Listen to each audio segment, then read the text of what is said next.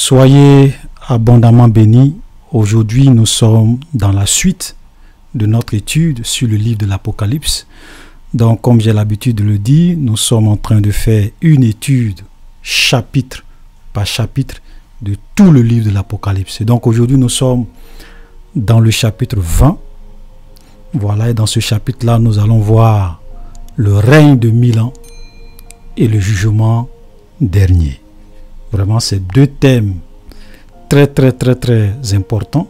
Et je voudrais vraiment que nous puissions comprendre ces deux thèmes, parce que tout ce que nous sommes en train de voir, ce sont des choses qui vont se passer très bientôt dans le futur. Amen. Donc, la dernière fois, nous nous sommes arrêtés sur la troisième chute du diable. Au début de ce chapitre, nous nous sommes arrêtés sur le verset 3 et nous avons vu que après la guerre d'Armageddon,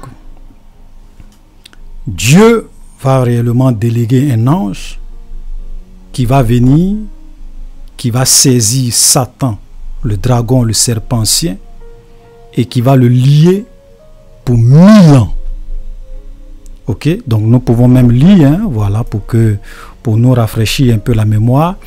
Puis je vis descendre du ciel un ange qui avait la clé de l'abîme et une grande chaîne dans sa main. Il saisit le dragon, le serpent ancien qui est le diable et Satan, et le lia pour 1000 ans.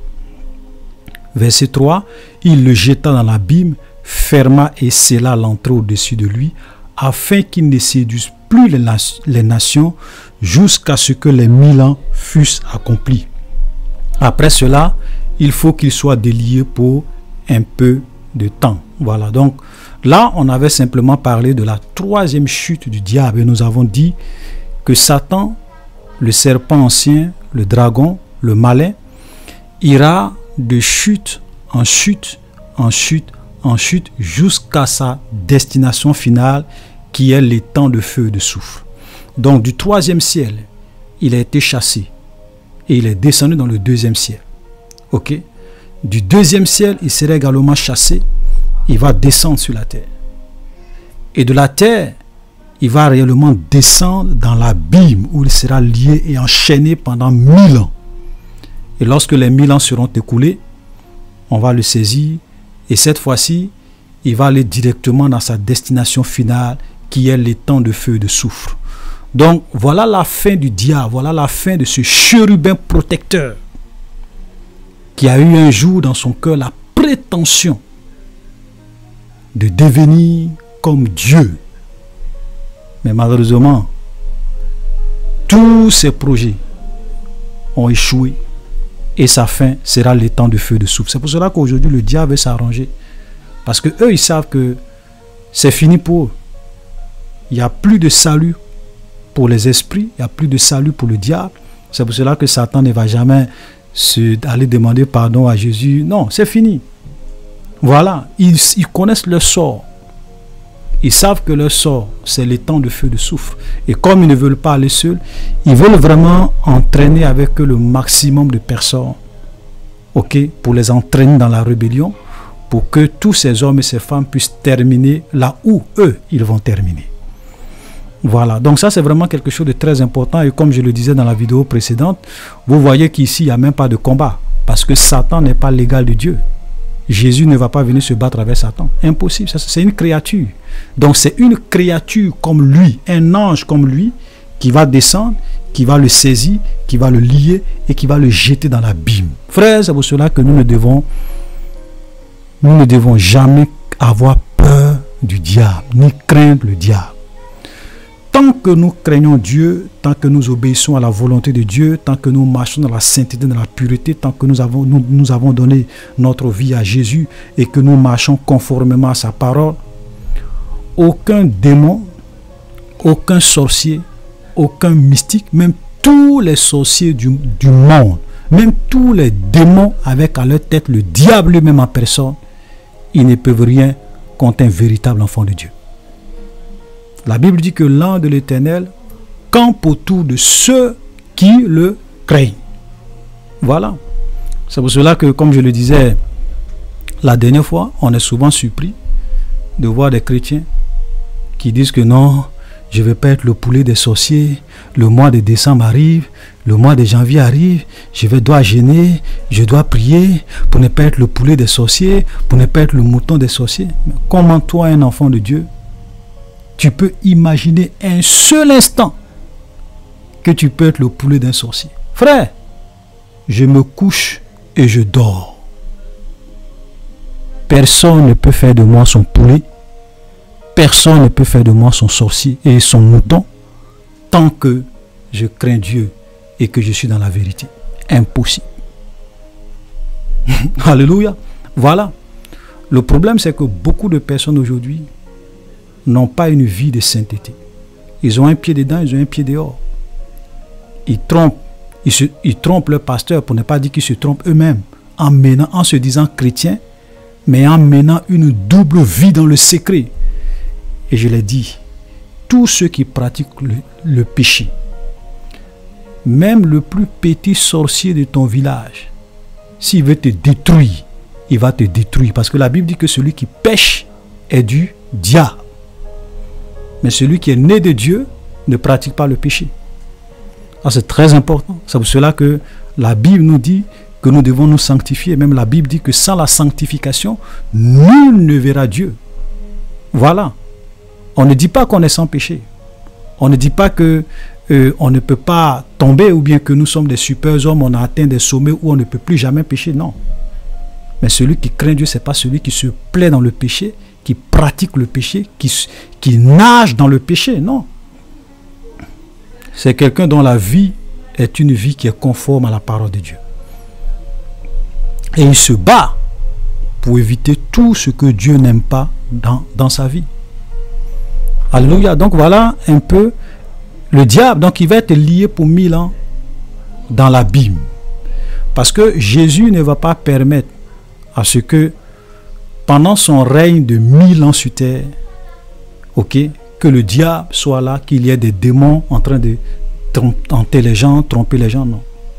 Donc il sera lié. Et pendant 1000 ans, va commencer sur terre ce que nous appelons généralement le millénium, c'est-à-dire que le règne de 1000 ans, le nouvel ordre mondial du Christ.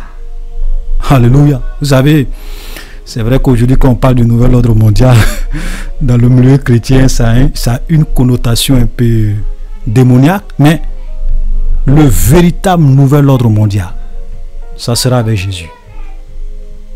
Un nouvel ordre mondial, le vrai nouvel ordre mondial. C'est pas ce que les démons, c'est pas ce que les mystiques, c'est pas ce que les sorciers sont en train de faire, ou bien c'est pas ce que les francs-maçons, les Illuminati sont en train de faire, mais le véritable nouvel ordre mondial, ça sera avec Jésus-Christ sur terre. Et regardez, il est dit, et je vis des trônes, et à ceux qui s'y assis fut donné le pouvoir de juger. Et je vis les âmes de ceux qui avaient été décapités à cause du témoignage de Jésus-Christ, à cause de la parole de Dieu, et de ceux qui n'avaient pas adoré la bête ni son image, qui n'avaient pas reçu la marque sur leur front ou sur leurs mains. Il revint à la vie et il régnait avec Christ pendant 1000 ans. Verset 5, les autres morts ne revinrent point à la vie jusqu'à ce que les 1000 ans fussent accomplis. C'est la première résurrection. Donc ici nous voyons clairement qu'on dit des trônes vont être établis et ceux qui vont s'asseoir sur ces trônes-là, il leur fut donné de juger. Vous savez, pendant le règne des 1000 ans, ça ne sera pas les païens, les hommes injustes qui vont juger. Ça sera les fils de Dieu qui vont juger. Amen. Et Jésus même a fait cette promesse-là. Il a dit à ses disciples qu'au renouvellement de toutes choses, vous serez assis sur 12 tribus, vous jugerez les 12 tribus d'Israël. Voilà. Donc, et Paul même dit que nous allons juger le monde, nous allons même juger les anges. Vous comprenez? Donc ici, c'est vraiment le nouvel ordre mondial. Avec Christ, un règne de 1000 ans sur terre. Avec comme le patron, le chef, Jésus-Christ lui-même, le Fils de Dieu, le Roi des rois, le Seigneur des seigneurs, le lion conquérant de la tribu de Juda, celui dont les yeux sont comme une flamme de feu, c'est lui qui sera sur terre. Le patron des patrons, le boss des boss, le conquérant des conquérants, il n'y a pas son deux. Alléluia. et va commencer un règne de 1000 ans. Frère, voilà où, ou bien à quel, en ce temps-là, voilà où nous allons réellement voir la révélation des fils de Dieu. Amen. Parce que vous voyez souvent, il y a des hommes de Dieu qui vendent des illusions aux chrétiens. Qui disent aux chrétiens, oui, nous devons régner, nous devons impacter le monde, vous êtes des étoiles, nous devons être dans les différentes sphères du monde pour influencer, pour impacter. Voilà, frère, que personne ne vous trompe. Notre règne arrive. Et ça sera pendant le millénium, pendant le règne de 1000 ans. Mais ce n'est pas maintenant. Maintenant, ceux qui règnent, ce sont les dominations, ce sont les principautés, ce sont ceux qui font allégeance au diable, ce sont les fils du diable qui règnent. Ce n'est pas les fils de Dieu. Voilà. Et regardez, nous allons lire même à cet effet, comme c'est un enseignement qui est beaucoup donné et qui les gens égarent les gens. Regardez quand nous lisons 1 Jean chapitre 3, le verset 2, voilà ce que l'apôtre Jean dit. Bien-aimés, nous sommes maintenant enfants de Dieu et ce que nous serons n'a pas encore été manifesté. Vous comprenez? C'est vrai, nous sommes enfants de Dieu. Il n'y a pas de doute, nous sommes enfants de Dieu. Mais notre statut d'enfant de Dieu, ok, n'est pas encore manifesté, n'est pas encore visible, n'est pas encore palpable, n'est pas encore concret. Et il dit, mais nous savons que lorsque cela sera manifesté, nous serons semblables à lui parce que nous le verrons tel qu'il est. Et nous savons que nous serons tels que Jésus est lorsqu'il va venir et qu'il aura l'enlèvement. Nous allons revêtir des corps de gloire, des corps qui pourront vraiment défier la nature, apparaître et disparaître, des corps qui pourront vraiment défier la loi de la gravitation. Vous voyez que quand Jésus est ressuscité, il est monté dans les airs avec son corps de gloire, son corps glorifié, son corps ressuscité. Les lois de la nature sont défiées. Donc ce sont ce genre de corps que nous allons avoir. Des corps qui pourront briller de 1000 feux. Donc quand Jean voit Jésus sur l'île de Patmos dans sa gloire, dans sa vision, il dit mais son visage est comme le soleil. Il ne peut pas le regarder. Donc ça c'est un corps glorifié. Un corps qui a la capacité, de dégager une lumière éblouissante. Qui peut disparaître, apparaître. Un corps qui défie les lois de la nature. Voilà le corps de gloire que nous allons avoir et que nous allons descendre avec ça pour régner pendant 1000 ans sur la terre. Frère, l'avenir est extraordinaire. Vous voyez, aujourd'hui, le diable trompe beaucoup de personnes. Satan donne les miettes aux gens. Les miettes de la pornographie, les miettes du péché, les miettes de l'impudicité, de la fornication. Les miettes. Ils vendent leur âme au diable pour des miettes. Pourtant, ce qui arrive est extraordinaire. Amen. Il dit, verset 3, quiconque, 1 Jean 3,1 Jean chapitre 3, on est tous, verset 3, quiconque a cette espérance se purifie comme lui-même est pur. Donc, quiconque a cette espérance qu'un jour, il va voir Jésus, qu'un jour, en tant que fils de Dieu, son statut de fils de Dieu va être manifesté, il se purifie lui-même comme Jésus lui-même est pur. Voilà la sainteté. Amen. Donc tous ces pasteurs qui sont là, oui, une fois qu'on est sauvé pour toujours, on peut vivre comme on veut, on va au ciel. Je le dis et je le répète, ce sont des doctrines de démons. Tous ceux qui pensent qu'ils peuvent être chrétiens et vivre dans la débauche sexuelle, dans la fornication, dans l'adultère, dans le mensonge, dans l'ivrognerie, dans toutes les mauvaises choses que les païens font et prétendent un jour être dans le royaume de Dieu parce qu'ils ont accepté Jésus, parce qu'ils sont sauvés, vous êtes en train de vivre une vie d'illusion. Ça c'est clair. Amen. Voilà. Donc, quiconque a cette espérance se purifie comme lui-même est pur. Amen. Même quand nous lisons Romains chapitre 8, le verset 17, il est dit, or, si nous sommes enfants de Dieu, nous sommes aussi héritiers, héritiers de Dieu et co-héritiers de Christ. Si toutefois nous souffrons avec lui afin d'être glorifiés avec lui, vous comprenez? Nous sommes enfants de Dieu, nous sommes héritiers de Dieu, nous sommes co-héritiers avec Jésus. Si toutefois nous souffrons avec lui, afin d'être glorifiés avec lui. Aujourd'hui, la souffrance est devenue une malédiction pour plusieurs personnes.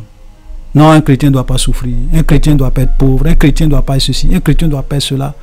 C'est-à-dire que pour eux, la vie chrétienne, c'est une vie de confort, une vie de succès, une vie de prospérité, une vie d'élévation. Frère, ce n'est pas ça l'évangile. Ceux qui vous disent ça sont en train de vous vendre des illusions. Voilà. Parce que, en tant que chrétien, on peut être amené à souffrir. Ce n'est pas qu'on cherche la souffrance. Ce n'est pas qu'on aime la souffrance. Personne ne peut souffrir, personne n'aime la souffrance. Mais il peut arriver,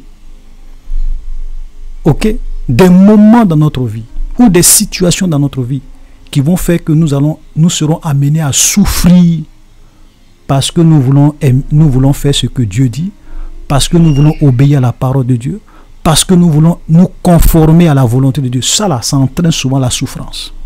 Et Jésus est l'exemple palpable. Lui qui était Dieu, il est descendu dans ce monde, il s'est humilié, il a souffert. Il est allé à la croix. Parce qu'il voulait faire la volonté de son Père. Vous comprenez? Donc, en tant que chrétien, il peut arriver des situations dans ta vie où tu souffres. Parce que tu veux être juste.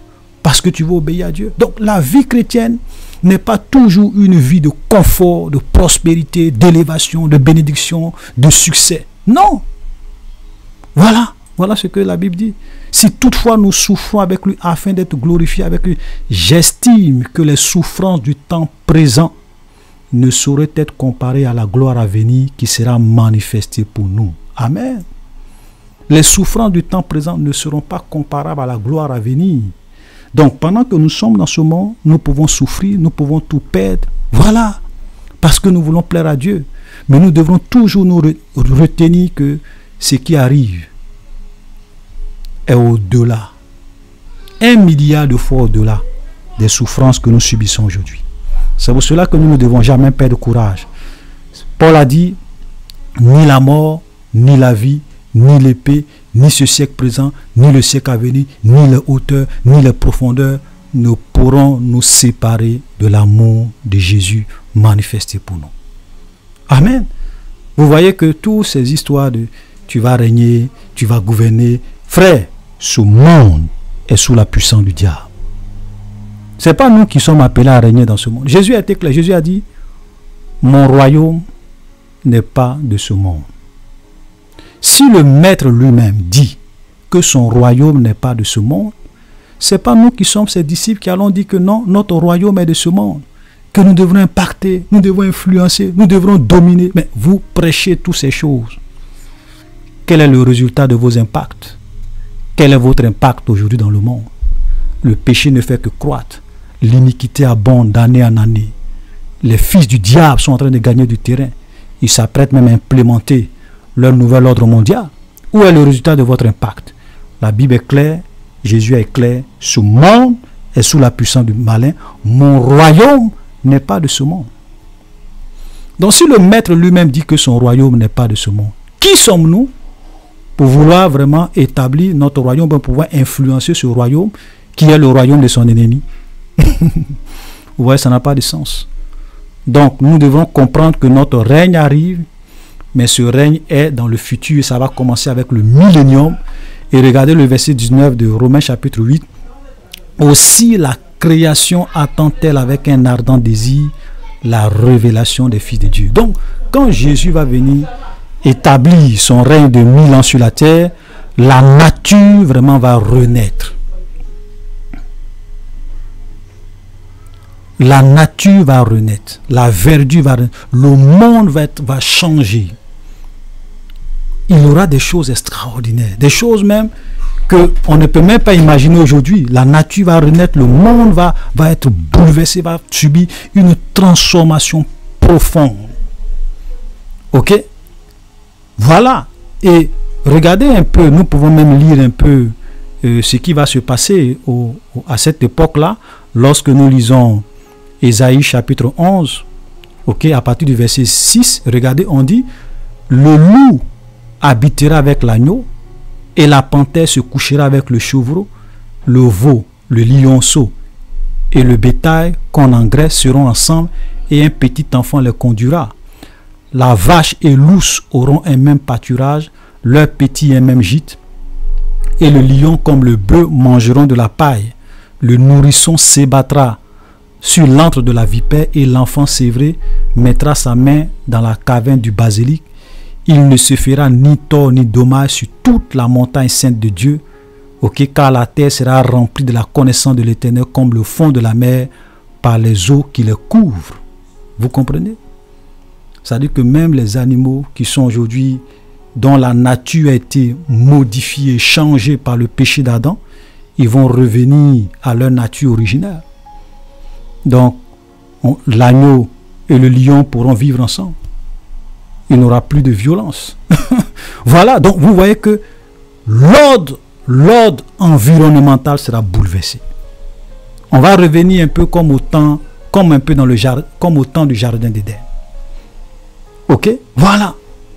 Et regardez même Ésaïe, regardez ce que Ésaïe chapitre 65, le verset 20 nous dit: il n'y aura plus ni enfant ni vieillard qui n'accomplissent leur jour, car celui qui mourra à 100 ans sera jeune, et le pécheur âgé de 100 ans sera maudit. C'est-à-dire qu'à cette époque-là, il n'y a pas quelqu'un qui ne va pas accomplir ses jours. C'est-à-dire que les gens vont vivre jusqu'à ce que le temps fixé par Dieu arrive. Ok? Voilà. Et celui qui va mourir à 100 ans, ça sera un désastre. C'est-à-dire qu'on va même se dire, mais ça c'est une malédiction. C'est pour ça qu'il dit que le pécheur qui mourra à 100 ans sera maudit. Parce que les gens, vous voyez, quand vous lisez la Genèse, vous voyez que après le jardin d'Éden, les hommes vivaient longtemps. 700 ans, 900 ans, 800 ans, 600 ans, ils vivaient longtemps.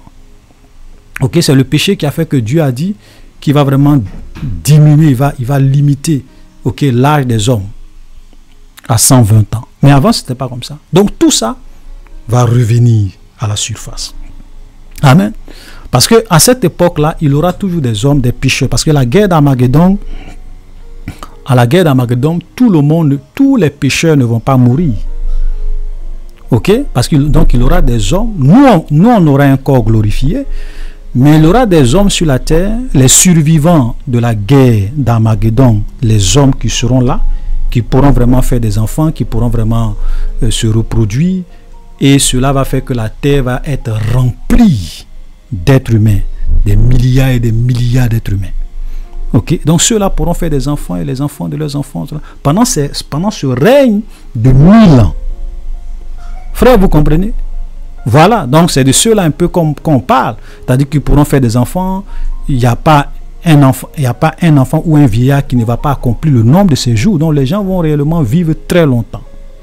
Très longtemps. Et la terre, ils vont se multiplier à une vitesse extraordinaire. Et imaginez à cette époque toute la technologie, tout ce qu'on pourra vraiment inventer dans ce monde renouvelé, avec des êtres de gloire, avec Jésus-Christ lui-même sur terre. Imaginez un peu. Ça dit que ça serait un monde inimaginable. Un peu comme un petit paradis sur terre. Frère, voilà le monde dans lequel Jésus veut être en train de nous conduire. Ça sera vraiment un avant-goût sur la terre avant même qu'on le rentre dans l'éternité. Ok? Vous voyez, un peu comme si Dieu est en train de dire aux gens, tous ceux qui n'ont pas vraiment pu profiter de ce monde, qui sont morts, qui se sont privés de beaucoup de choses, je vais leur permettre de revenir sur cette terre. Et ils vont régner avec moi pendant 1000 ans, avant qu'on ne rentre dans l'éternité, avant qu'on aille dans la Nouvelle Jérusalem. Rien n'est perdu. C'est pour cela que Jésus a dit, celui qui voudra sauver sa vie la perdra, mais celui qui perdra sa vie à cause de moi la retrouvera. Alléluia. Avec Dieu, on ne perd jamais, on gagne toujours. C'est vrai que tu peux sembler perdre dans ce monde. Mais frère, tu n'as rien perdu. Tu gagnes toujours avec Jésus. Voilà. Amen. Donc, ça sera vraiment un règne extraordinaire, un règne inimaginable. Alléluia, c'est pour cela que nous ne devons pas perdre courage. Et nous avons lu tout à l'heure que Il dit, je vis les âmes de ceux qui avaient été décapités à cause du témoignage de Jésus, à cause de la parole de Dieu, et de ceux qui n'avaient pas adoré la bête ni son image, qui n'avaient pas reçu la marque sur leur front et leurs mains. Il revint à la vie et il régnait avec Christ pendant 1000 ans. Voilà. Parce que, puisque pendant le règne de l'Antichrist, il y aura des gens qui vont refuser de prendre la marque de la bête. C'est vrai, peut-être qu'ils n'auront pas, qu'ils ne vont pas vraiment participer à l'enlèvement, mais ils vont être décapités, ils vont être tués parce qu'ils vont réellement décider de mourir pour le Seigneur. Ils vont refuser de prendre la marque de la bête et ils vont être tués. Tous ceux-là vont revenir à la vie. Après la guerre d'Armageddon, ils vont revenir à la vie. Et ils vont régner aussi avec nous qui serons venus du ciel avec Jésus. On va régner ensemble sur la terre pendant 1000 ans. Et les autres morts ne reviennent point à la vie jusqu'à ce que les 1000 ans fussent accomplis. C'est la première résurrection. Vous voyez cette première résurrection. Donc cette première résurrection, la première résurrection, ça prend en compte ceux qui vont être ressuscités lors du retour glorieux de Jésus-Christ. Ça va aussi prendre en compte ceux qui vont être ressuscités ou bien qui vont être tués pendant le règne de l'Antichrist parce qu'ils ont refusé de prendre la marque de la bête et qui vont être ressuscités après la guerre d'Armageddon, quand Jésus va venir établir son règne de 1000 ans sur la terre. Tous ceux-là vont faire partie de ce que la Bible appelle la première résurrection. Et regardez ce que la Bible dit. Heureux, verset 6, heureux et saints, ceux qui ont part à la première résurrection. La seconde mort n'a point de pouvoir sur eux. Ils seront sacrificateurs de Dieu et de Christ. Ils régneront avec lui pendant 1000 ans. Amen. Pendant 1000 ans, nous allons régner avec lui. Et la Bible dit heureux. Ça veut dire que ceux qui vont faire partie de cette première résurrection, ok, ils sont heureux. Pourquoi? Parce que la seconde mort, en un mot, ils ne pourront plus jamais aller à l'enfer. Il n'y aura plus la possibilité pour eux de goûter à la seconde mort. La seconde mort, c'est les temps de feu et de soufre. Voilà, on va voir ça un peu plus loin. C'est les temps de feu et de soufre. Donc eux, ils ne pourront jamais goûter à la seconde mort, c'est impossible. Donc ils sont vraiment sauvés. Ils sont dans la félicité, ils sont dans la perfection. Ils ont des corps de gloire, ils ne peuvent plus pécher. Voilà. Alléluia. Extraordinaire. Donc, heureux. Frère, nous devrons tout faire pour faire partie de la première résurrection. Et à cette époque-là, pendant le règne de 1000 ans, ce sont les chrétiens qui vont réellement gouverner ce monde. Ce sont eux qui seront à la tête des nations. Ce sont eux qui seront à la tête des pays. Ce sont eux qui seront à la tête des royaumes. Voilà. Voilà, ce sont eux. Donc tout ce qui sera les postes importants de direction, ça sera détenu par les fils de Dieu. Et pas les païens qui vont régner. Le nouvel ordre mondial du Christ arrive, frère. C'est pour cela que nous ne devons pas perdre courage. Parce que notre avenir est extraordinaire. Ok? Jésus vient pour établir son royaume de 1000 ans sur la terre. Un avant-goût avant qu'on ne règne dans le paradis de Dieu. Imaginez la technologie, imaginez la vie, imaginez la joie, imaginez la paix, imaginez vous-même. Imaginez un monde où il n'aura que la justice. Il n'y a plus de guerre, il n'y a plus de vol, il n'y a plus de mensonges, plus de corruption, plus d'injustice. Il ne fera point de mal sur toute la montagne sainte de Dieu. Et Jésus, le quartier général des saints, sera à Jérusalem. Et c'est de Jérusalem qui va gouverner. Et toutes les nations viendront, monteront chaque année dans la ville, à Jérusalem, pour se prosterner devant le roi. Amen. Ça, franchement, moi je ne veux pas rater cela. Je veux faire partie de la première résurrection. Amen. Verset 7. Quand les 1000 ans seront accomplis, Satan sera relâché de sa prison et il sortira pour séduire les nations qui sont aux quatre coins de la terre, Gog et Magog, afin de les rassembler pour la guerre. Leur nombre est comme le sable de la mer. Ils montaient sur la surface de la terre. Ils investirent le camp des saints et la ville bien-aimée, mais un feu sorta du ciel et les dévora. Vous voyez? Donc après les 1000 ans, Satan va être relâché de sa prison pour venir tenter les hommes qui vont naître, qui vont faire des enfants et les enfants de leurs enfants qui n'auront pas connu le mal, qui n'auront pas connu le péché. Ok? Et Satan va venir les tenter une dernière fois. Maintenant, on peut se dire, mais pourquoi Dieu permet cela? Voilà, ça c'est aussi l'une des raisons qui fait que Satan ne va pas être jeté dans les temps de feu et de soufre. Ok?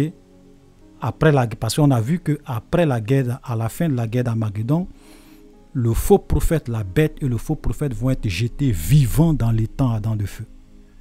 Et ensuite, Satan est saisi et est lié pendant 1000 ans dans l'abîme. Okay? L'une des raisons, c'est pour que Satan puisse vraiment venir les tenter pour qu'ils puissent faire un choix. Donc, quand les 1000 ans seront finis, Satan va venir encore tenter les hommes. Pourquoi? Parce que, frère, la vie est un choix. Dieu est clair, il dit, je mets devant toi la vie et la mort, choisis la vie afin que tu puisses vivre. Personne ne va rentrer au paradis contre son gré. Dieu va donner à chacun la possibilité de choisir soit de le suivre ou bien soit de suivre le diable. Vous voyez, après 1000 ans de règne, 1000 ans de bonheur, 1000 ans de joie, 1000 ans de gouvernance, sans guerre, sans problème. Ok? Quand le diable va être relâché pour venir les tenter, regardez ce que la Bible dit.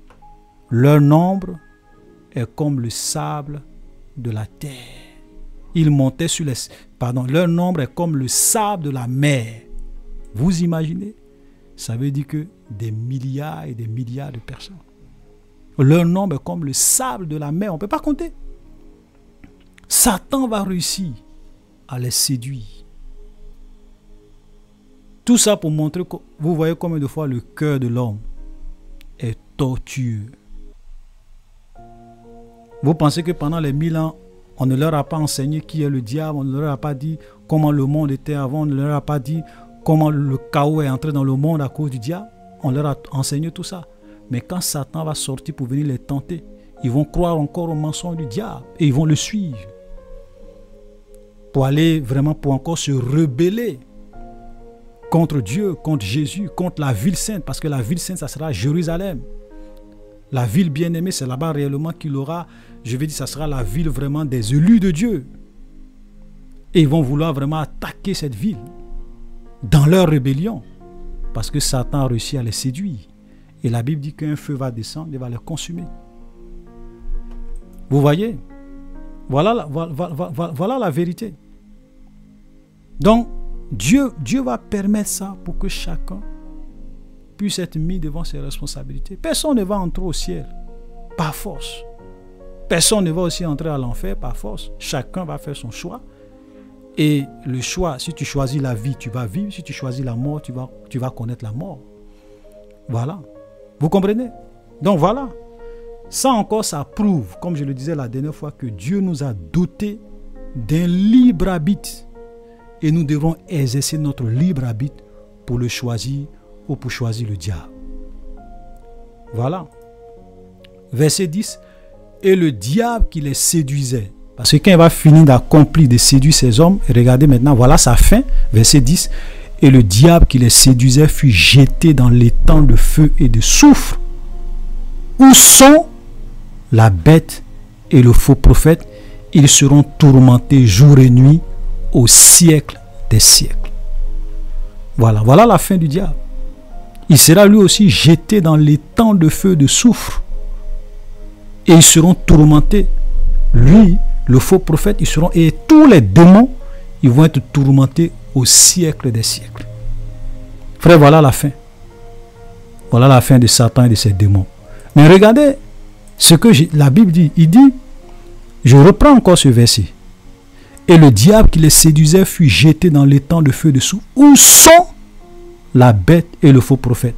Maintenant, ceux qui pensent que l'enfer n'existe pas, ceux même qui pensent que Dieu va anéantir les pécheurs, un peu comme s'ils n'ont jamais existé, ceux qui pensent que l'enfer c'est une histoire de peut-être quelque temps, et puis on va sortir pour aller au paradis, ceux qui pensent aux histoires de purgatoire, tu vois, purgatoire. Moi je vous pose une question. quand le diable est jeté dans l'étang de feu et de soufre, la bête et le faux prophète ont fait déjà combien d'années dans l'étang de feu et de soufre? La réponse est claire. Ils ont déjà fait 1000 ans. Parce que avant que les 1000 ans ne commencent, la bête et le faux prophète sont jetés dans l'étang de feu. Satan est lié dans la Bible pendant 1000 ans. Après les 1000 ans, il est délié. Il s'en va séduire les nations. Et maintenant, on l'attrape et on l'envoie maintenant dans l'étang de feu et de soufre. Et la Bible précise où sont pour dire que dans l'étang, au moment où Satan les rejoint, ils sont encore là. Où sont la bête et le faux prophète? Ça veut dire que au moment où Satan rejoint la bête et le faux prophète, la bête et le faux prophète ont déjà fait 1000 ans dans les temps de feu et de soufre, et Satan va les rejoindre. Frère, l'éternité, c'est pas un jeu. Ceux qui pensent que l'enfer, c'est pour un temps, vous êtes en train de vivre aussi dans l'illusion. Moi, je le dis. 1000 ans. Vous imaginez quelqu'un qui est dans l'étang de feu et de soufre pendant 1000 ans, et Satan les rejoint, et la Bible dit leur souffrance montera au siècle des siècles. Frère, vous savez, nous, c'est pas que nous sommes heureux de voir des gens aller dans le feu.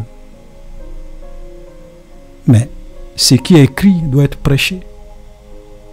La vérité doit être prêchée dans toute sa splendeur. On ne doit rien cacher aux gens. On ne doit pas, je veux dire, raisonner pour dire non, c'est pas possible que Dieu envoie des gens dans le feu. Frère, est-ce que nous savons qui est Dieu? Est-ce que nous connaissons la justice de Dieu et la sainteté de Dieu? Est-ce que nous connaissons la sévérité de Dieu? Dieu n'est pas un plaisantin. Il ne joue pas avec le péché. S'il a été capable de chasser Adam et Ève du jardin d'Éden pour un seul péché, s'il a été capable de chasser Satan du ciel pour un seul péché, frère, ça veut dire que Dieu et le péché, ils ne peuvent pas cohabiter. C'est pour cela que nous devons craindre Dieu. C'est pour cela que la Bible dit, craignons Dieu, craignez-le. Voilà. Nous devons craindre Dieu. Dieu n'est pas...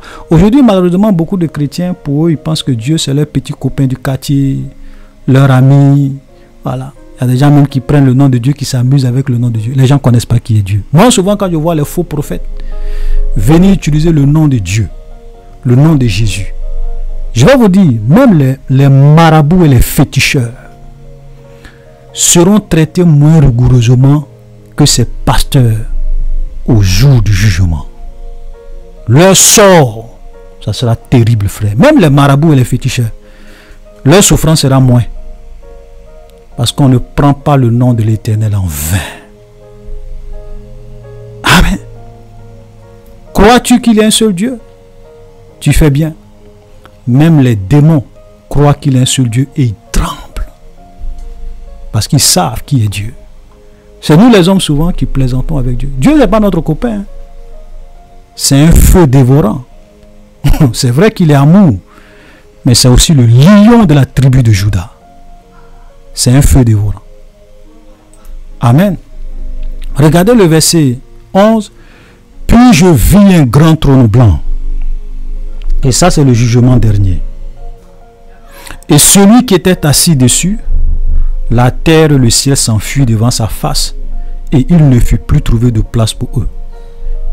Amen. Donc, voilà. Et après cela, j'en vois quelqu'un qui est assis sur un grand trône blanc. Et celui qui est assis sur le grand trône blanc, que personne ne vous trompe, c'est Jésus-Christ de Nazareth. Il a dit que le Père a remis tout jugement entre les mains du Fils. Le Père a remis tout jugement entre les mains du Fils. Donc c'est lui qui sera assis sur ce trône blanc.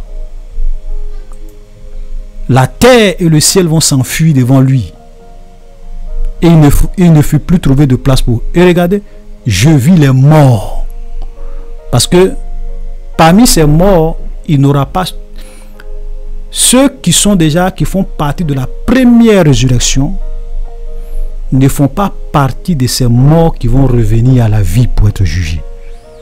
Ça, ce sont les païens, les gens qui ont rejeté Dieu, qui n'ont pas cru en Dieu, qui ont vécu leur vie comme ils veulent, ce sont eux qui vont revenir à la vie. Ok, je vis les morts, les grands et les petits, qui se tenaient devant le trône. Des livres furent ouverts. Et un autre livre fut ouvert, celui qui est le livre de la vie. Vous voyez, quand on dit des livres furent ouverts, en fait, ces livres-là, c'est le livre de chaque être humain. Tous ces morts qui vont revenir, chacun a son livre. Le livre de sa vie, le CD de sa vie, le DVD de sa vie. Et j'aimerais dire que nous devons comprendre que chaque être humain dans ce monde a un livre devant Dieu. Tous les jours, ce que tu fais dans le noir, ça s'écrit automatiquement. C'est pas nos livres où quelqu'un va venir écrire.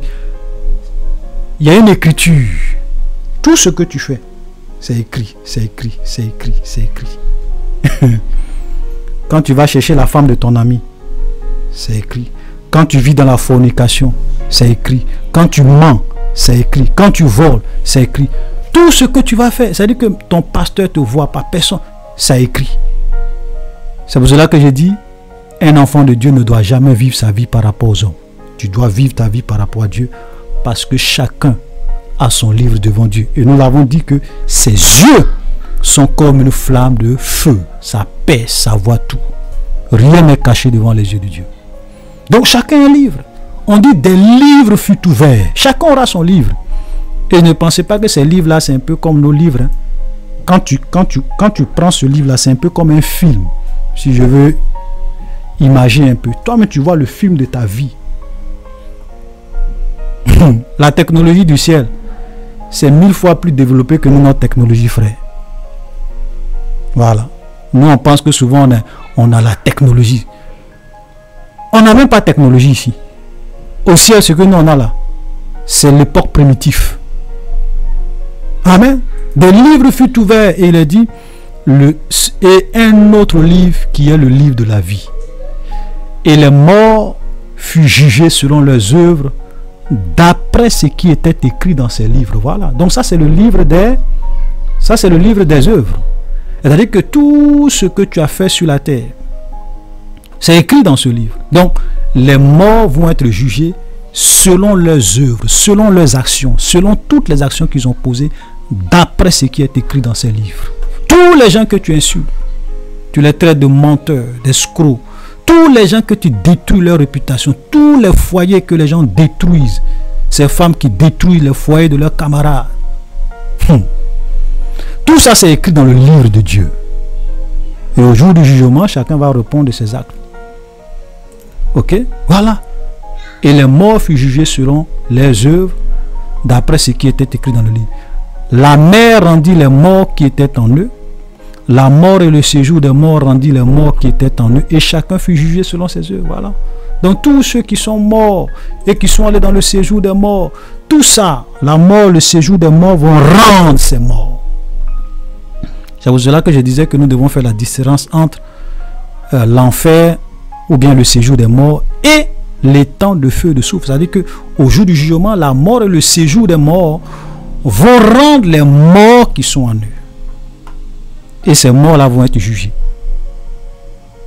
Donc tous ceux qui meurent, qui vont dans le vont revenir à la vie, comme je le disais. Amen. Et la mort, verset 14, et le séjour des morts fut jeté dans les temps de feu. Voilà, parce que la mort et le séjour des morts sont des démons. Ça, c'est encore d'autres choses. Ok, c'est pour cela qu'ils vont être jetés dans les temps de feu. Ok, ce sont des puissances démoniaques. Et la Bible, regardez, la Bible dit, c'est la seconde mort. Les temps de feu. C'est la seconde mort. Donc c'est quoi la seconde mort? C'est les temps de feu. Nous avons dit qu'il y a deux types de morts. Il y a la mort physique, tout le monde meurt. Mais il y a la seconde mort qui est la mort éternelle, qui est les temps de feu. Donc tous ceux qui seront jetés dans les temps de feu, on appelle ça la seconde mort. Donc tous ceux qui vont aller dans les temps de feu, en fait, ils sont morts une seconde fois pour Dieu. Et c'est par rapport à cette seconde mort-là que Jésus est venu nous sauver, pour ne pas que nous puissions vraiment mourir. Souvent, quand vous voyez des gens qui ne comprennent ni les Écritures ni la puissance de Dieu se moquer des chrétiens, ça fait rire. Souvent, vous voyez des musulmans qui disent, mais vous dites que Jésus est mort pour nos péchés. Pourquoi on continue de mourir? Pourquoi on continue de souffrir? Puisque la souffrance est la conséquence du péché. Souvent, quand vous les écoutez, c'est même pas la peine de les répondre. Parce qu'ils ne comprennent ni les Écritures, ni la puissance de Dieu. Ils viennent prendre des versets dans la Bible et ils veulent raisonner avec leur connaissance charnelle sur les vérités bibliques. Voilà. Jésus est venu nous sauver de la seconde mort. C'est ça qui est la vraie mort. Les temps de feu et de souffle. Verset 15. Et quiconque ne fut pas trouvé écrit dans le livre de vie fut jeté dans les temps de feu et de souffle. Donc tous ceux qui feront partie de la première résurrection, leur nom sera écrit dans le livre de vie de l'agneau. Et tous ceux qui n'auront pas leur nom écrit dans le livre de vie de l'agneau, et leur nom sera écrit dans le livre des œuvres, et qui seront jugés par rapport à ça, ils seront jetés dans les temps de feu et de soufre. Frères, c'est pour cela que ce sont des choses que nous avons besoin de savoir. Nous devons craindre Dieu. Parce que Jésus n'est pas venu mourir, frère, pour que tu sois prospère sur la terre. Je veux dire, Jésus n'est pas venu mourir pour que tu aies de grosses voitures. Jésus n'est pas venu mourir à la croix pour que ton entreprise prospère, que tu engranges des milliards. Jésus n'est pas venu mourir à la croix pour que tu aies le visa, pour que tu puisses voyager à travers le monde entier. L'évangile que les gens vous présentent aujourd'hui, l'évangile de prospérité, Jésus n'est pas venu mourir pour ça. Jésus est venu mourir pour nous sauver de la seconde mort. Ça, c'est plus dangereux que tout.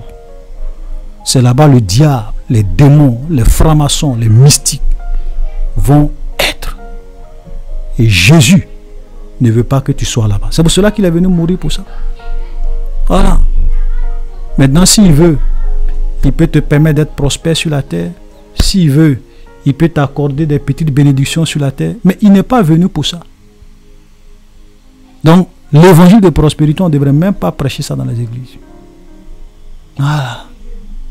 Tu es un champion, tu es une étoile, tu dois impacter, tu dois briller, tu dois influencer. Ce sont des illusions. On vous vend des illusions.